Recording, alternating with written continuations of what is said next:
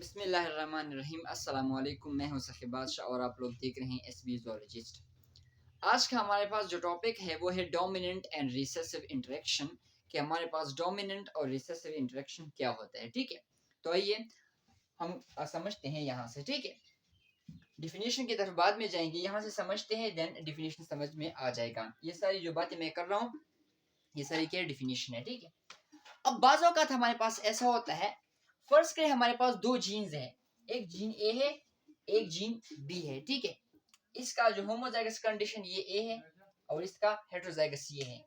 इसका जो recessive condition और इसका डोमिनेंट कंडीशन यही है। ठीक है, तो बाज़ औक़ात ऐसे होता है कि एक लोकेशन पर जो जीन ए मौजूद होता है, क्रोमोसोम के एक लोकेशन पर जो जीन ए मौजूद होता है, उसका जो हमारे पास डोमिनेंट होमोजाइगस कंडीशन होता है या फिर डोमिनेंट हेटेरोजाइगस कंडीशन होता है, ये जब दूसरे जीन बी के रिसेसिव कंडीशन के साथ इंटरेक्ट करता है तो क्या प्रोड्यूस करता है, सेम फिनोटाइप। क्या मतलब, इसका मतलब ये है ना कि अगर ये जो है, ये जो हमारे पास डोमिनेंट कंडीशन है, होमोजाइगस डोमिनेंट कंडीशन, ये जब इसके साथ इंटरेक्ट करता है तो ये जो फिनोटाइप प्रोड्यूस करेगा ये सेम होगा किसके, जब ये इसके साथ इंटरेक्ट करेगा। मींस अगर हेटेरोजाइगस कंडीशन, एक जीन का हेटेरोजाइगस कंडीशन और दूसरी जीन का जो होमोजाइगस कंडीशन है, ये जब आपस में इंटरेक्ट करते हैं तो हमारे पास जो ये फिनोटाइप प्रोड्यूस करेंगे, तो इसका फिनोटाइप और इसका इसके साथ जो फिनोटाइप होगा वो क्या होगा, सेम होगा। तो sometimes dominant Aleel of one gene locus A in homozygous condition, देखो इन होमोजाइगस कंडीशन और हेटेरोजाइगस कंडीशन या heterozygous condition and homozygous recessive Aleel of another gene locus, जो दूसरी जीन लोकस का जो हमारे पास होमोजाइगस कंडीशन है, and produce same phenotype. Means जब ये आपस में इंटरेक्ट करेंगे तो क्या प्रोड्यूस करेंगे, सेम फिनोटाइप क्या करेंगे, प्रोड्यूस करेंगे। यहां पर मैं एग्जांपल देता हूं।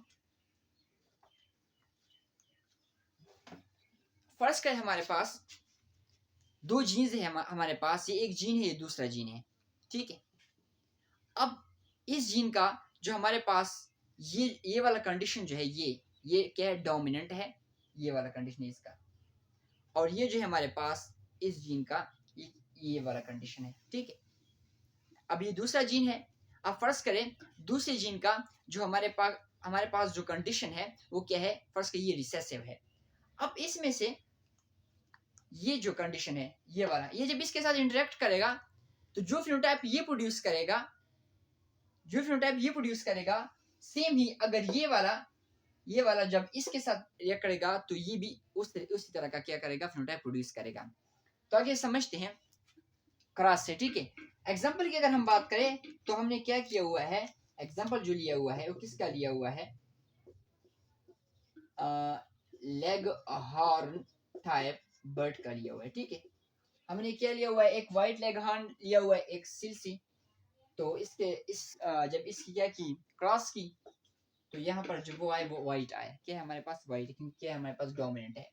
इसकी जब हमने सेल्फ क्रॉस की F1 जनरेशन की तो ये आ गए। अब रेशो यहाँ पर आते हैं 3:13:3। कैसे, वो इसलिए क्योंकि अगर हम देखें ये वाले जो मैंने सिर्फ पेंसिल लिखी हुई है, ये किसको शो कर दे कि ये व्हाइट लेग हॉर्न है, और जो मैंने इस पेंसिल लिखी हुई है इसका मतलब है कि ये कलर्ड है, क्या हमारे पास कलर है। अब क्यों कलर्ड है वो अगर हम देखें तो यहाँ पर मैंने कहा है की पॉइंट, यहाँ पर मैंने लिखा है की पॉइंट का मतलब ये कि अगर सी डोमिनेंट हो और आई क्या हो, रिसेसिव हो, तो फिनोटाइप कौन सा प्रोड्यूस करेगा, वो कलर्ड होगा। क्या होगा हमारे पास, कलर्ड होगा। देखो यहाँ पर अगर हम देखें तो सी डोमिनेंट है और आई क्या है हमारे पास, रिसेसिव है, तो कलर्ड है। जैसे कि अगर आप देखो ना, ये फर्स्ट करें, ये ए है, सी इसको मैंने ए ले लिया, और आई जो है इसको मैंने बी ले लिया, तो इसने जो इंटरेक्शन पैदा किया ये सेम है किस इसके, क्योंकि अगर हम देखें